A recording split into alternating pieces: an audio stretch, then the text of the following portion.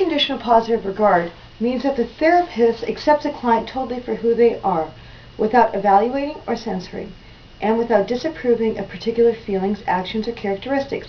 The therapist communicates this attitude to the client by the willingness to listen without interrupting, judging, or giving advice. This attitude of positive regard creates a non-threatening context in which the client feels free to explore and share their feelings. The third necessary component of a therapist's attitude is empathy. The therapist tries to appreciate the client's situation from the client's point of view, showing an emotional understanding of sensitivity to the client's feelings throughout the therapy.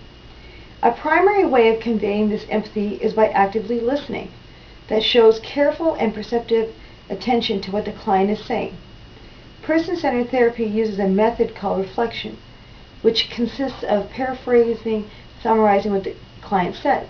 This shows that the therapist is listening carefully and accurately and gives the client an added opportunity to examine their own thoughts and feelings as they hear them repeated by another person. When these three attitudes are conveyed by a therapist, clients can freely express themselves without having to worry about what the therapist thinks.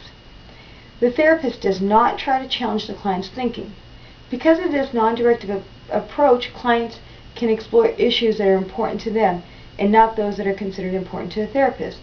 Based on principle of self-actualization, this undirected self-discovery allows clients to eventually see other ways of thinking that will promote personal growth, while the therapist merely facilitates self-actualization by providing an environment in which clients can freely engage in self-exploration.